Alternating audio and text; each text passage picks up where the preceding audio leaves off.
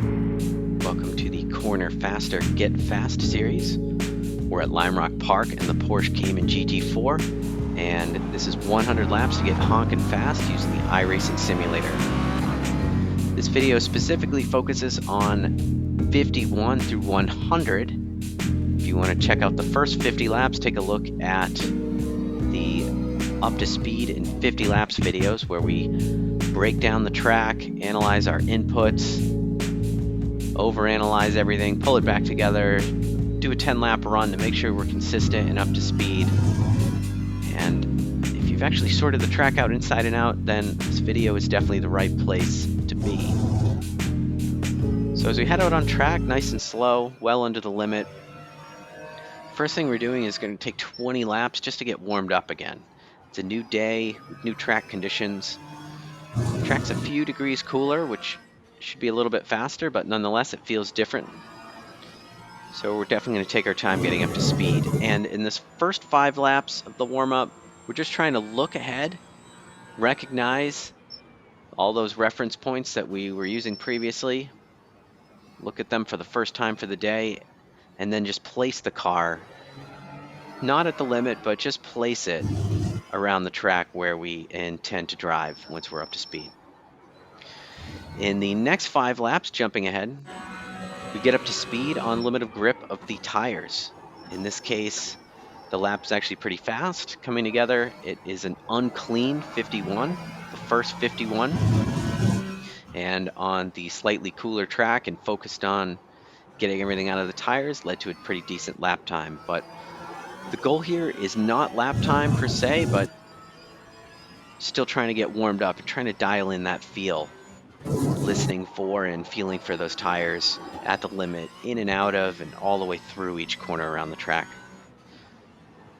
Once they're actually carrying a bit of momentum in and out of each corner, we're going to continue our warm-up in the next 5 laps by focusing on the sweet spot of each corner. So I'm talking about right here where we release the brake until right here where we start to get back on the throttle again, really about here, in between the apex curbs of Big Bend. And that's where pretty much all the rotation happens in the corner. So getting a feel for initiating the right rotation into the left-hander, into the right-hander right after turn in, focusing on carrying a bit of rotation into the pitch of the hill for the uphill turn,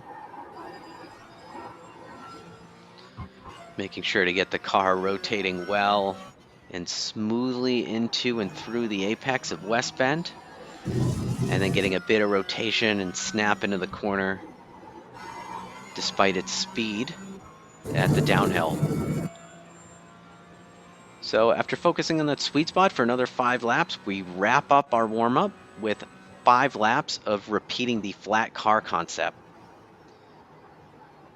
So we're trying to minimize excessive weight transfer, yaw, pitch, roll, trying to remove as much of that that's not needed out of the car. And we do that by smoothing out our inputs, introducing the gas, brake, and steering before really getting into the pedal travel or cranking the wheel over.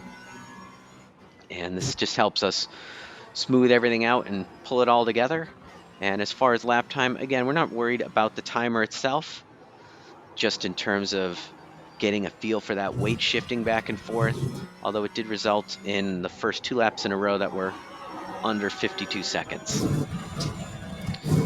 So now we are warmed up, 20 laps under our belt, and looking ahead to some lap time exercises.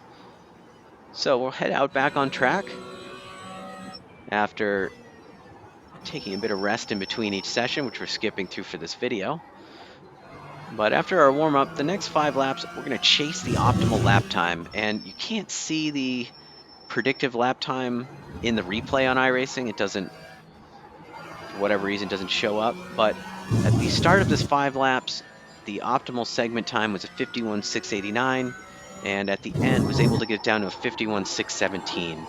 And the way to do this is not worry so much about staying clean in order to pull together a lap, but even if it's just 1 or 2 segments of the track that are nailed in a particular lap, nailing those as best possible to try to find for any corner or segment the absolute fastest lap time that we can do at this moment. And after doing this for 5 laps, I'm going to come in, rest up, and head back out again. This time, we're going to do 10 laps.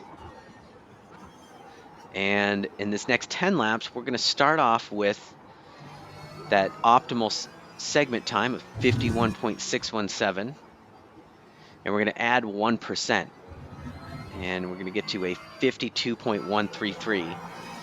This is essentially equivalent to the fastest lap time of our up to speed in 50 laps. And as a target, it's a bit more competitive because it's 1% off of our optimal as opposed to off of our best. And even though I wasn't able to achieve that target lap time, missing it on lap 30, and I didn't achieve a faster lap at any point during this segment, I was able to build confidence driving near the absolute limit of pace, or 1 lap pace, that I've been able to find so far.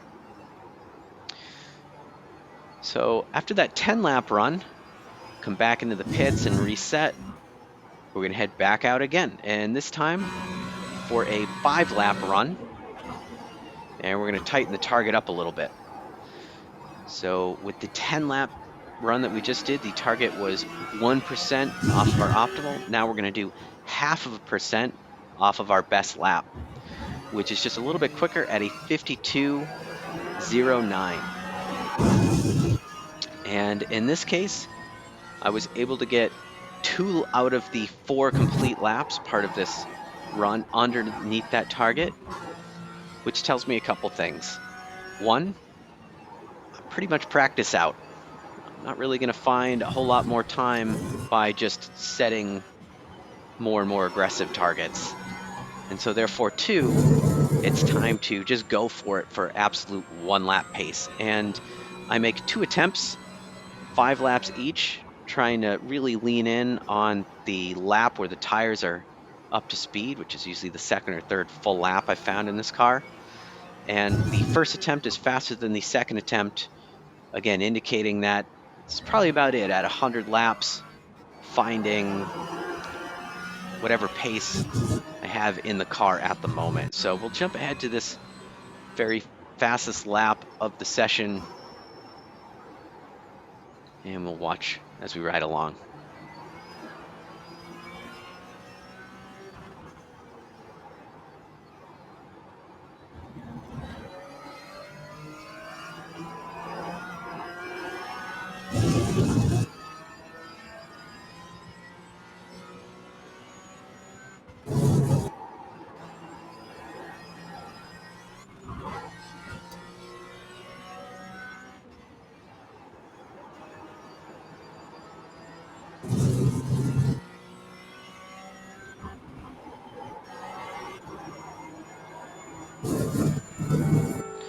And so there you have it. That's a 51.7 with the sprint fixed setup on what's roughly at this point probably a 30-degree Celsius track.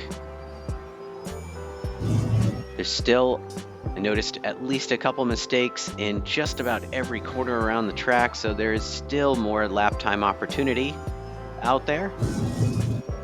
Just with more practice, more review, spending a lot of time noticing and being honest about mistakes, might even be able to find a little bit more pace out there.